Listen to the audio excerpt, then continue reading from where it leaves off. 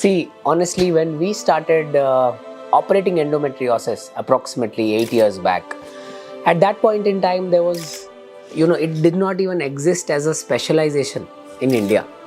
And the amount of women who go through the amount of pain in endometriosis is simply unbelievable.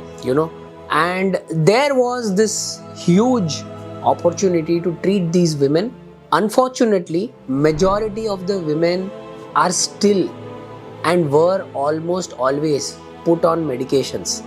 These are medications for temporary relief, and these medications were offered to these women as a permanent hope. Whereas at the moment, the only permanent hope is an expert endometriosis surgeon who is able to do radical surgery to clear out the disease as much as he can see and as safe as it can get.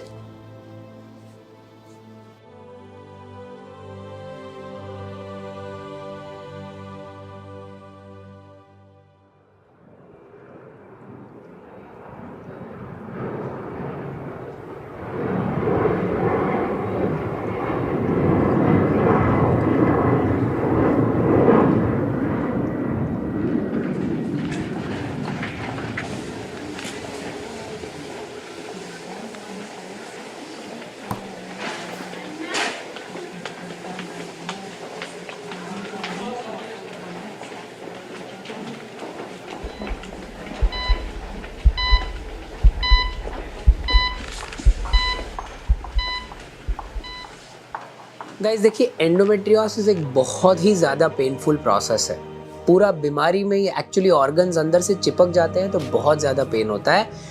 ध्यान रखना है, इसीलिए आपको एक expert surgeon की ज़रूरत है जो आपकी बीमारी को समझकर, हर बॉडी की बीमारी अलग रहती है, इसके लिए आपकी बीमारी को समझकर एक टेलर मेड अप्रोच दे सके, जिससे आपका पेन का कोशेंट तकरीबन 95 से लेकर 98% तक कम होने की पॉसिबिलिटी एग्जिस्ट करती है।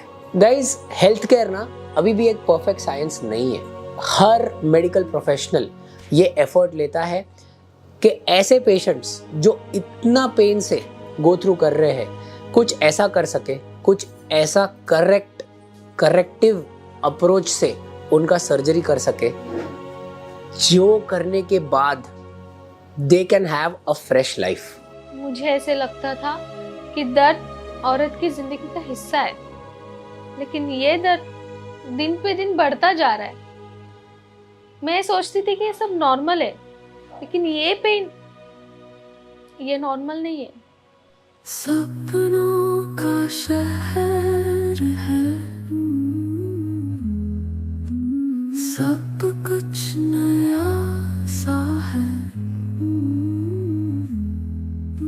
यहाँ न कोई डर है, सपनों का शहर है। I couldn't even stand properly, and this is affecting my personal and professional life, and I'm feeling like I'm holding an invisible baggage. I don't know how, but I really want to get rid of this pain.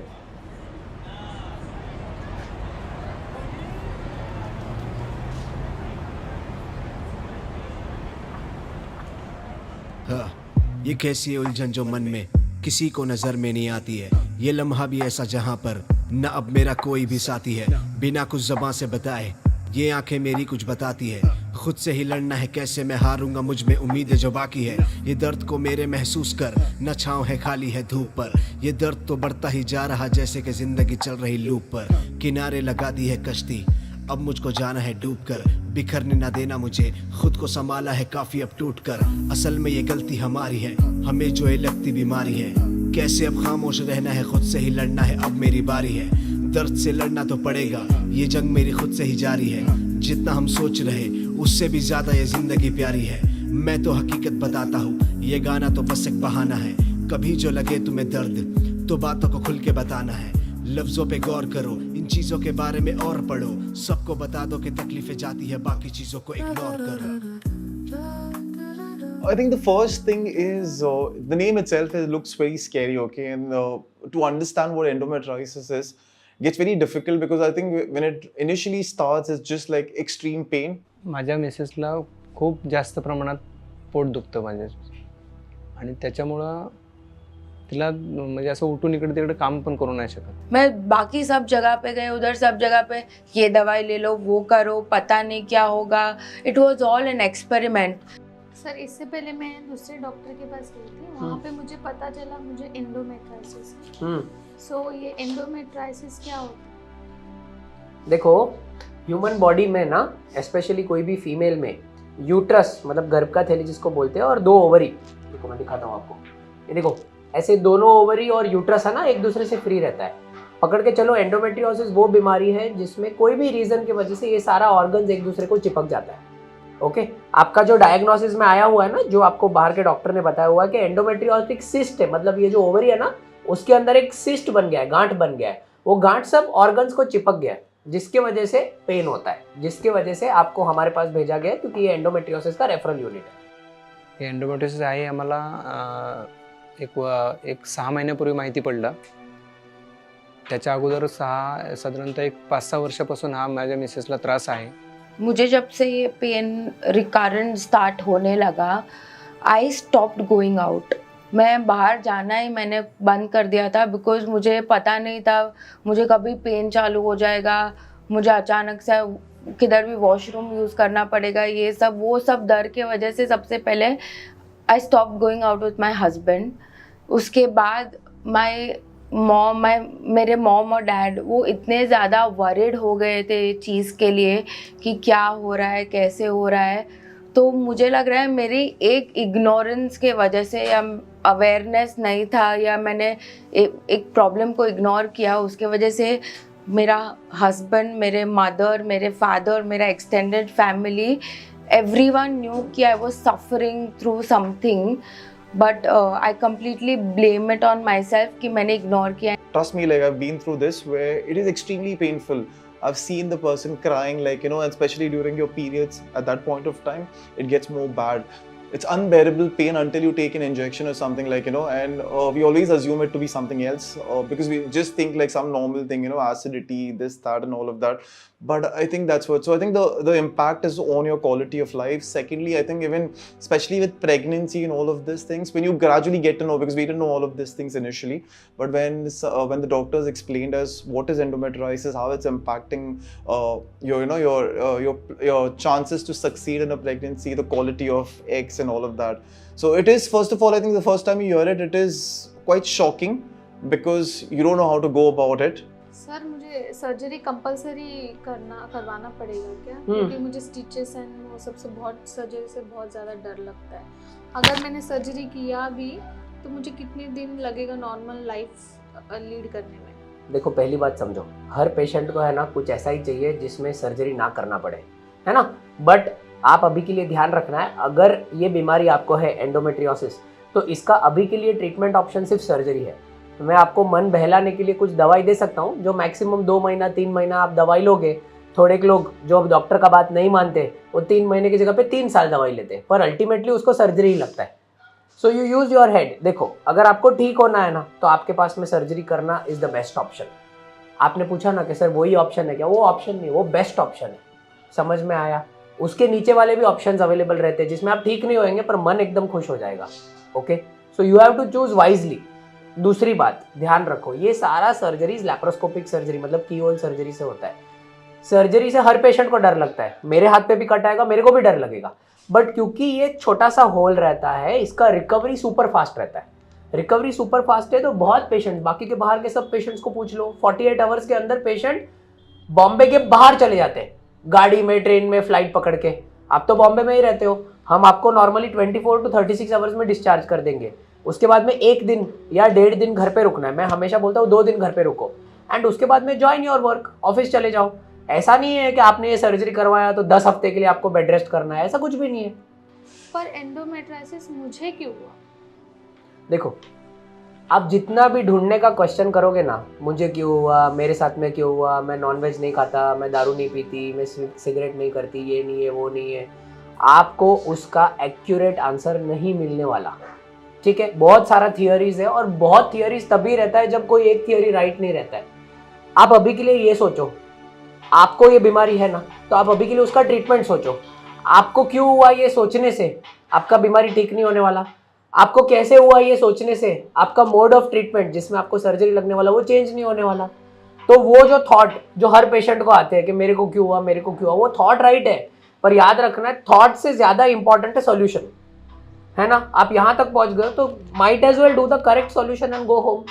Sir ऐसे कोई chances है क्या कि मैं ये surgery avoid कर दूं?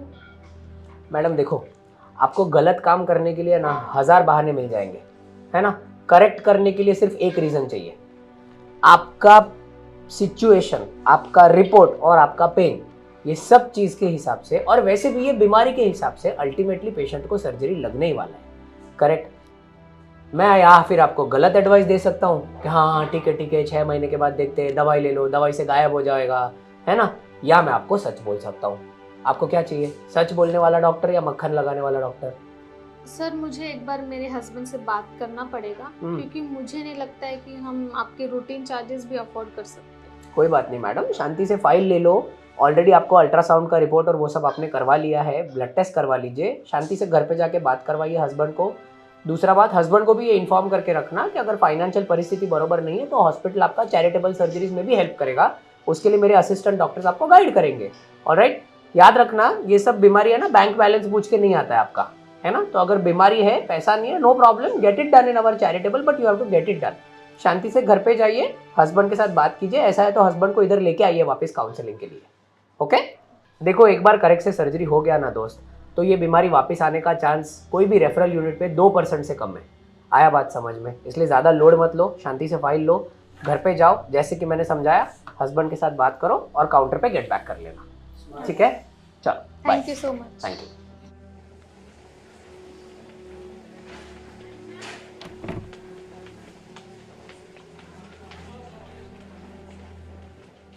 अब बस औरतों को और दर्द बर्दाश्त करने की जरूरत नहीं है, और मैं भी नहीं करूँगी। This surgery it's like my last hope.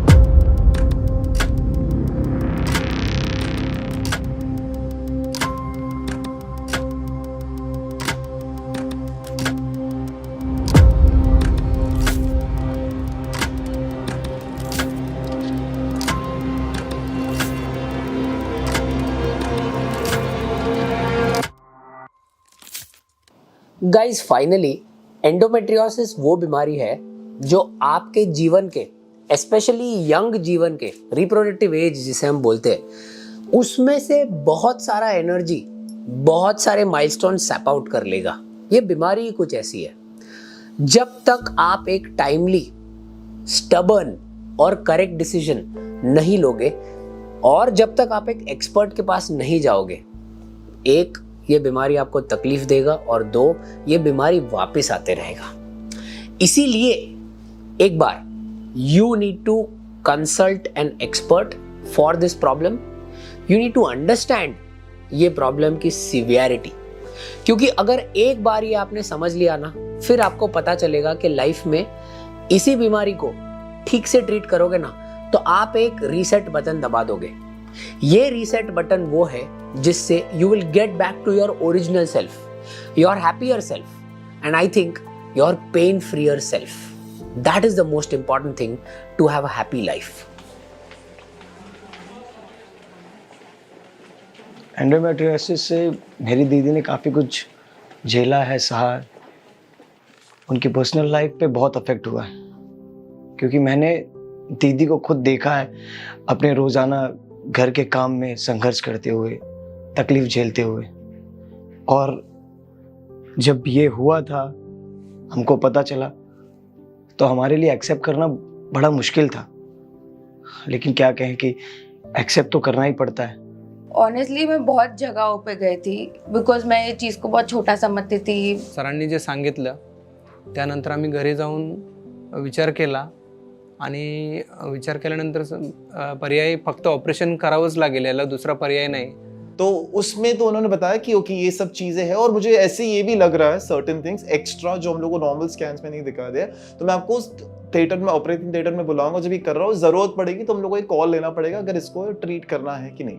तो मैंने बोला हाँ, तो वैसे भी मेरी वाइफ की बहन भी थी, तो हम लोग ने डिसाइड किया कि अगर ज़रूरत पड़ा तो ज़रूर क्यों नहीं करेंगे, जाएंगे। तो हम लोग ने वो डिस्कस कर दिया। बट अच्छा पॉइंट ये था कि हम लोग को पहले से थोड़ा मेंटली प्रिपेयर्ड था, नहीं तो नॉर्मली ऐसे सर्जरी के टाइम कुछ ने बोल दिया तो थोड़ा, बिकॉज ये सब वर्ड्स हम लोग को नहीं समझते, ऑल ऑफ अ सडन हाँ या ना बोलना भी मुश्किल हो जाता है। जय सर ने इसका एक परमानेंट सॉल्यूशन हमें दिया, और अब मेरी दीदी आफ्टर सर्जरी बहुत बेटर महसूस कर रही है। याच्यानंतर मग आम्ही घरी सगळ्यांचा डिसिजन घेऊन ऑपरेशन करण्याचा निर्णय घेतला, कारण ऑपरेट केल्याशिवाय पेन थांबणार नाही हे आम्हाला नंतर माहीत झाले की आता ते थांबणारच नाही म्हणून। एंड मैं इनके पास आई बिकॉज हमारे फैमिली में already we have gotten operated under him. मैं इधर आई because he has given me a direct solution कि ये ही करना पड़ेगा, but here he gave me a direct answer, this is the solution, this is when you have to do it. It was a straight answer which I loved, gave me a lot of confidence, there was no rethinking about it. I think the best thing is कि आप एक दिन में जा भी रहे हो, okay, it's very rare because and जाना है मतलब आपने सब कुछ टेस्ट किया है, सुबह उन लोग चेक भी करते हैं आप, all of after surgery वाला सब बराबर गया है, all of that is taken care of, and वैसे फिर वो घर भी हम लोग हम लोग बस अभी वैसे तो इन 24 आवर्स आफ्टर द सर्जरी सब कुछ ठीक होके जा भी रहा है, so that's a very good thing. Otherwise बोलते ना काफी जगह पे 3-4 दिन भी रुकना पड़ता है, सो आपका you can get back to normal life as well. So this is the reason मैं इधर आती हूँ, and I think in general also have come before also. कोई छोटा मोटा भी प्रॉब्लम होता है रिलेटेड टू पीरियड्स और whatever, I prefer coming here because मुझे पता है इधर मुझे राइट डायरेक्ट आंसर मिलेगा, और मुझे बहुत सारा ये करो वो करो ऐसा सब नहीं होगा, मुझे पता है मेरा प्रॉब्लम सॉल्व हो जाएगा इधर। So that is why I prefer doctor जय मेहताज क्लिनिक ऑलवेज। तेरे रात में बातें अनकही, तारों की छाँव में दिल की सदा, कोई तो है जो बतिया रहा सपनों की दुनिया में खोया। गाइस ऑनेस्टली अगर आप देखेंगे ना तो आजकल के ज़माने में हमारे more than 90% of the patients Bombay के बाहर से आते हैं। ऑन टॉप ऑफ इट इसमें से मोर देन 60% पेशेंट्स ऐसे हैं जिनका एटलीस्ट एक बार सर्जरी हो चुका है। ये एक बीमारी है जिसमें as a patient you should try to choose quality over convenience. शहर से दूर भी जाना पड़े तो एक बार शहर से दूर जाकर कोई बड़े शहर में जाकर किसी एक्सपर्ट के पास में अगर आप सर्जरी कराओगे तो आपका रेट ऑफ रिकरेंस बहुत कम हो जाएगा और आपको ये बीमारी लौटकर वापस नहीं आएगी। सपनों का